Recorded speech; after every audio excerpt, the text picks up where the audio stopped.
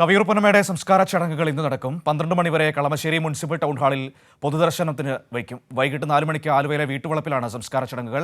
ആശുപത്രിയിൽ നിന്ന് തിയോഫിനും ഒപ്പം തന്നെ കളമശ്ശേരി ടൗൺ ഹാളിൽ നിന്ന് ഉമേഷ് നമ്മളോടൊപ്പം ചേരുകയാണ്. ടൗൺ ഹാളിൽ നിന്ന് ഇപ്പോൾ ഉമേഷ് നമ്മളോടൊപ്പം ചേരുന്നുണ്ട്. ഉമേഷ്, മലയാള സിനിമയുടെ പ്രിയപ്പെട്ട അമ്മ മുഖമാണ്. അമ്മയെന്ന് പറഞ്ഞാൽ ഒരു കാലത്ത് മലയാള സിനിമയിൽ അത് കവിയൂർ പൊന്നമ്മ മാത്രമായിരുന്നു. പകരം വയ്ക്കാൻ കഴിയാത്ത എത്രയോ അമ്മ കഥാപാത്രങ്ങൾ നമുക്ക് നൽകി, നമുക്ക് സ്നേഹവും വാത്സല്യവും ഒക്കെ വെള്ളിത്തിരയിലൂടെ പകർന്നു നൽകിയ അതുല്യമായ ഒരു കലാകാരിയാണ് കടന്നു പോകുന്നത്. ഇപ്പോൾ കളമശ്ശേരിയിൽ പൊതുദർശനം തുടങ്ങിയിരിക്കുന്നു എന്നാണ് മനസ്സിലാക്കാൻ കഴിയുന്നത്. സിനിമാ മേഖലയിൽ നിന്നുള്ളവർക്ക് അപ്പുറത്തേക്ക് പൊതുസമൂഹത്തിലെ ആളുകളെല്ലാം അവസാനമായി പ്രിയപ്പെട്ട കലാകാരിയെ അങ്ങോട്ടേക്ക് കാണാനായി അങ്ങോട്ടേക്ക് എത്തുമെന്നാണ് നമ്മൾ മനസ്സിലാക്കുന്നത്.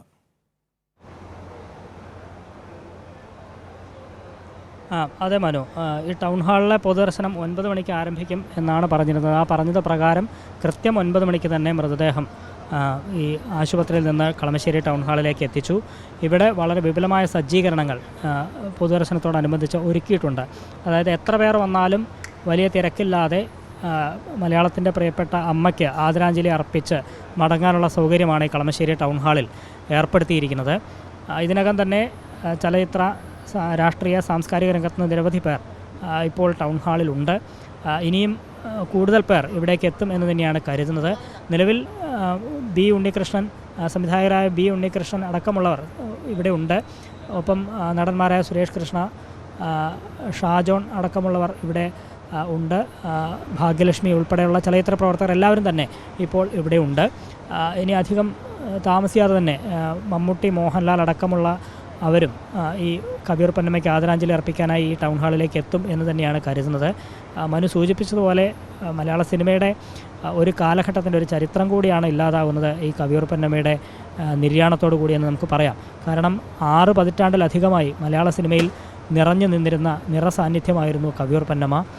അമ്മ വേഷങ്ങളിലും നായികയായും സഹോദരിയായും ഒക്കെ വെള്ളിത്തിരയിൽ നിറഞ്ഞാടിയ ഒരു താരം കൂടിയായിരുന്നു കവിയൂർ പൊന്നമ്മ. 1962 ആരംഭിച്ചതാണ് കവിയൂർ പൊന്നമ്മയുടെ സിനിമാ ജീവിതം. അത് 6.5 പതിറ്റാണ്ടിന് ശേഷം 2021 വരെ നിൽക്കുകയാണ്. 2021 അവസാനമായി കവിയൂർ പൊന്നമ്മ ഒരു സിനിമയിൽ അഭിനയിച്ചത്. അതിനുശേഷം ആരോഗ്യ പ്രശ്നങ്ങളെ തുടർന്ന് പിന്നീട് സിനിമയിൽ അഭിനയിക്കാൻ കഴിഞ്ഞില്ല. അപ്പോൾ ഇത്രയേറെ കാലം സ്ക്രീനിൽ നിറഞ്ഞു നിന്ന ഒരാളാണ് കവിയൂർ പൊന്നമ്മ. അതിലേറ്റവും പ്രധാനപ്പെട്ട കാര്യം 20-ാം വയസ്സിൽ തന്നെ അമ്മയായി ഈ സിനിമയിൽ അഭിനയിച്ചു എന്നുള്ളതാണ്. അതും മഹാരഥന്മാരായ നടന്മാരുടെ അടക്കം അമ്മ വേഷത്തിൽ അവരുടെ അടക്കം അമ്മയായി കവിയൂർ പൊന്നമ്മ എത്തി എന്നുള്ളതാണ്. പ്രത്യേകിച്ച് സത്യമാഷ് മുതൽ ഇങ്ങെടുക്കുകയാണെങ്കിൽ സത്യമാഷ്, നസീർ സാറ്, മധു സാർ, അങ്ങനെ കടന്ന് മമ്മൂട്ടി, മോഹൻലാൽ, അങ്ങനെ കടന്ന് ഏറ്റവും പുതുതലമുറയുടെ വരെ അമ്മയായി അഭിനയിച്ച് സ്ക്രീനിൽ വാത്സല്യം ചൊരിഞ്ഞൊരു കലാകാരി, ഒരുപക്ഷെ മറ്റാർക്കും കിട്ടാത്ത അസുലഭമായ ഒരു ഭാഗ്യം ലഭിച്ച കലാകാരി. ആ രീതിയിൽ വേണം നമ്മൾ കവിയൂർ പൊന്നമ്മ എന്ന അഭിനേത്രിയെ അടയാളപ്പെടുത്താനല്ലേ? അതെ, അത് തന്നെയാണ് മനു. പലർക്കും ഈ സിനിമയിൽ ഇന്ന വേഷം വേണം എന്ന് നിർബന്ധം പിടിക്കുന്ന പലരും ഉണ്ട്. പക്ഷേ കവിയൂർ പൊന്നമ്മയെ സംബന്ധിച്ച് അത്തരത്തിലൊരു നിർബന്ധവും ഒരു കാലഘട്ടത്തിലും പിടിച്ചിട്ടില്ല എന്നുള്ളതാണ് ഈ ചലച്ചിത്ര രംഗത്തുള്ള സംവിധായകരടക്കമുള്ളവർ സാക്ഷ്യപ്പെടുത്തുന്നത്. അമ്മവേഷങ്ങളായിരിക്കും കൂടുതൽ കൈകാര്യം ചെയ്തിട്ടുള്ളത്. അതിലൊരു പരാതിയും പറയാതെ, അതായത് വളരെ ചെറുപ്പകാലം തൊട്ട് ഒരുപക്ഷെ ആദ്യ സിനിമയിൽ അല്ലെങ്കിൽ നായികയാകാൻ അല്ലെങ്കിൽ നായികാവേഷങ്ങൾ കൈകാര്യം ചെയ്യണം എന്നാഗ്രഹിച്ചിരുന്ന സമയത്തൊക്കെ ഒരുപക്ഷെ കവിയൂർ പൊന്നമ്മയെ തേടിയെത്തിയത് അമ്മ വേഷങ്ങളായിരുന്നു. പക്ഷേ അപ്പോഴൊന്നും ഒരു പരാതിയുമില്ലാതെ കവിയൂർ പൊന്നമ്മ വളരെ ഭംഗിയായി ആ വേഷം അവതരിപ്പിച്ചു എന്നുള്ളതാണ്. അതും വലിയ നടന്മാരുടെ, പ്രത്യേകിച്ച് സത്യൻ അടക്കമുള്ളവർ കവിയൂർ പൊന്നമ്മയേക്കാൾ ഒരുപാട് പ്രായവ്യത്യാസമുള്ളവരാണ്. അങ്ങനെയുള്ളവരുടെ കൂടി അമ്മയായി ആ കാലഘട്ടത്തിൽ അഭിനയിക്കാൻ മനസ്സ് കാണിച്ചു എന്നുള്ളതാണ് കവിയൂർ പൊന്നമ്മയെ ഈ രംഗത്ത് വേറിട്ട് നിർത്തുന്നത് എന്ന് നിസ്സംശയം നമുക്ക് പറയാം. അത് സത്യൻ മാത്രമല്ല, പ്രേം നസീർ അടക്കം അന്നത്തെ മുതിർന്ന താരങ്ങളുടെ അടക്കം അമ്മ വേഷത്തിൽ അഭിനയിച്ചു. മറ്റൊരു പ്രത്യേകത, ഇപ്പോൾ ഈ സത്യൻ്റെ അമ്മയായി അഭിനയിച്ച അതേ വർഷം തന്നെ സത്യൻ്റെ നായികയായി കൂടി കവിയൂർ പൊന്നമ്മ അഭിനയിച്ചു എന്നുള്ളതാണ്. കേശവദേവൻ്റെ ഓടയിൽ നിന്ന് എന്ന സിനിമയിൽ കവിയൂർ പൊന്നമ്മ സത്യൻ്റെ ജോഡിയായിട്ടാണ് അഭിനയിച്ചത്. അതേ വർഷം തന്നെ പുറത്തിറങ്ങിയ മറ്റൊരു ചിത്രത്തിൽ സത്യൻ്റെ അമ്മയായി കവിയൂർ പൊന്നമ്മ വരുന്നു എന്നുള്ളതാണ്. അങ്ങനെ ഒരേ കാലഘട്ടത്തിൽ അമ്മയായും കാമുകിയായും ഭാര്യയായും ഒക്കെ കവിയൂർ പൊന്നമ്മ നിറഞ്ഞാടിയിരുന്നു എന്നുള്ളതാണ് ഏറ്റവും പ്രധാനപ്പെട്ട കാര്യം. 1962 കവിയൂർ പൊന്നമ്മ ഈ സിനിമയിൽ ആദ്യം ഈ വേഷമിടുന്നത് കൊട്ടാരക്കര ശ്രീധരൻ നായരുടെ കൂടെയാണ്.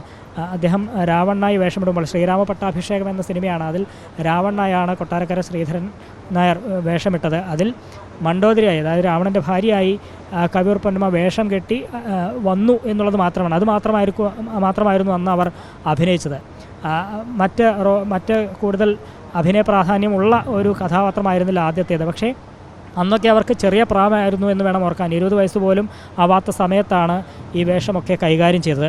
അതിനുശേഷം പിന്നീട് ഇങ്ങോട്ട് മലയാള സിനിമയിൽ ഒരു പുതിയ ചരിത്രം, അല്ലെങ്കിൽ കവിയൂർ പൊന്നമ്മയുടെ നിറസാന്നിധ്യം പിന്നീട് നമ്മൾ കാണുകയായിരുന്നു. 62 മുതൽ 65 തുടങ്ങി നിരവധി ചിത്രങ്ങൾ ഇങ്ങോട്ട് 6.5 പതിറ്റാണ്ട് കാലം കവിയൂർ പൊന്നമ്മ നിരവധി ചിത്രങ്ങളിൽ അഭിനയിച്ചു എന്നുള്ളതാണ്.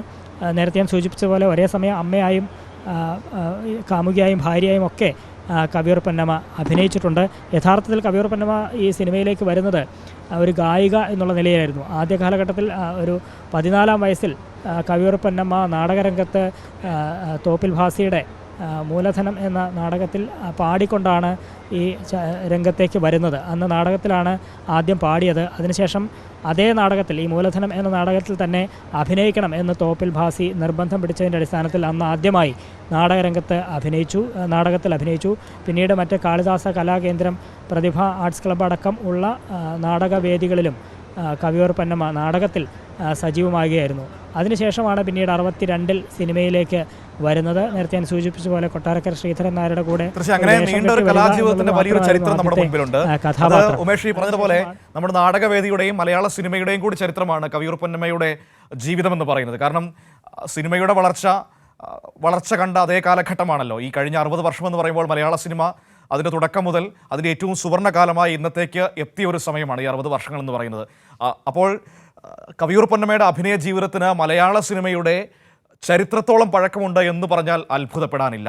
അതൊരു അസുലഭമായ ഭാഗ്യമാണ്, ഒരു കലാകാരിക്ക് കിട്ടുന്ന ഏറ്റവും വലിയ ഭാഗ്യങ്ങളിലൊന്ന്. ഇപ്പോൾ നമ്മൾ അതിനെക്കുറിച്ചൊക്കെ പറഞ്ഞു. മറ്റൊരു പ്രധാനപ്പെട്ട കാര്യം, സംസ്കാര ചടങ്ങുകൾ അടക്കമുള്ള കാര്യങ്ങൾ എങ്ങനെയാണ് തീരുമാനിച്ചിരിക്കുന്നത്? അതിൻ്റെ ക്രമീകരണങ്ങൾ ഏത് രീതിയിലാണ് ഇപ്പോൾ കൈകാര്യം ചെയ്യുന്നത് അല്ലെങ്കിൽ ഏർപ്പെടുത്തിയിരിക്കുന്നത്? മനു, ഇവിടുത്തെ പൊതുദർശനം 12 മണി വരെയാണ് നിശ്ചയിച്ചിരിക്കുന്നത്. 3 മണിക്കൂർ സമയം ആദരാഞ്ജലി അർപ്പിക്കാൻ, കവിയൂർ പൊന്നമ്മയ്ക്ക് ആദരാഞ്ജലി അർപ്പിക്കാനുള്ളൊരു സമയം ഏർപ്പെടുത്തിയിട്ടുണ്ട്.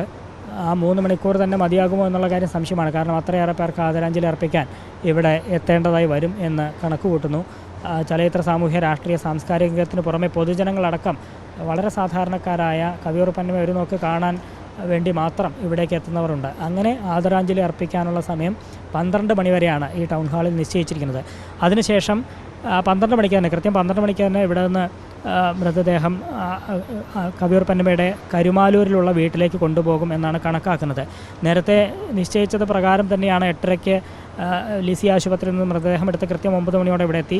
ആ ഘട്ടത്തിൽ ഈ സമയക്ലിപ്തത പാലിക്കുന്നത് കൊണ്ട് തന്നെ 12 മണിക്ക് പൊതുദർശനം അവസാനിപ്പിച്ച് ആലുവയിലെ വീട്ടിലേക്ക് കൊണ്ടുപോകും എന്നാണ് കരുതുന്നത്. അങ്ങനെ കരുമാലൂരിലെ വീട്ടിൽ എത്തിച്ച ശേഷം ഏതാനും സമയം വീട്ടിൽ പൊതുദർശനം ഉണ്ടാകുമെന്ന് കരുതുന്നു. കാരണം 4 മണിക്കാണ് വീട്ടുവളപ്പിൽ സംസ്കാരം നിശ്ചയിച്ചിരിക്കുന്നത്. കൃത്യം 4 മണിയോടെ കരുമാലൂരിലുള്ള വീട്ടുവളപ്പിൽ മൃതദേഹം സംസ്കരിക്കുക എന്നുള്ളതാണ് തീരുമാനിച്ചിരിക്കുന്നത്. ആ തരത്തിലാണ് ക്രമീകരണം ഏർപ്പെടുത്തിയിരിക്കുന്നത്. അപ്പോൾ ഇന്ന് പകൽ മുഴുവൻ കവിയൂർ പൊന്നമ്മയ്ക്ക് ആദരാഞ്ജലി അർപ്പിക്കാനുള്ളൊരു അവസരം, അല്ലെങ്കിൽ അതിനുള്ളൊരു സമയം ലഭിക്കും എന്നുള്ളതാണ്. അതിനുശേഷം 12 മണിയോടെ ഇവിടെ നിന്ന് നേരെ വീട്ടിലേക്ക് കൊണ്ടുപോകും. വീട്ടിൽ ഏതാനും സമയം വെച്ച ശേഷം 4 മണിക്ക് കരുമാലൂരിലെ വീട്ടുവളപ്പിൽ കവിയൂർ പൊന്നമ്മയുടെ മൃതദേഹം സംസ്കരിക്കും. മനു. ശരി, ഉമേഷാണ് കൊച്ചിയിൽ നിന്ന് വിവരങ്ങൾ നൽകിയത്. കളമശ്ശേരി ടൗൺ ഹാളിൽ ഇപ്പോൾ പൊതുദർശനത്തിന് വച്ചിരിക്കുകയാണ് കവിയൂർ പൊന്നമ്മയുടെ മൃതദേഹം. 12 മണി വരെയാണ് അവിടെ പൊതുദർശനം നിശ്ചയിച്ചിരിക്കുന്നത്. അതിനുശേഷം 12 മണിയോടുകൂടി ആലുവ കരുമാലൂരിലുള്ള വീട്ടിലേക്ക് കൊണ്ടുപോകുമെന്നാണ് നമുക്ക് മനസ്സിലാക്കാൻ വേണ്ടി കഴിയുന്നത്. അവിടെയാണ് സംസ്കാര ചടങ്ങുകൾ തീരുമാനിച്ചിരിക്കുന്നത്. വിവരങ്ങളാണ് ഉമേഷ് ടൗൺ ഹാളിൽ നിന്നും, ഒപ്പം തന്നെ തിയോഫിൻ ലിസി ആശുപത്രിയിൽ നിന്നും നമുക്ക് നൽകിയത്.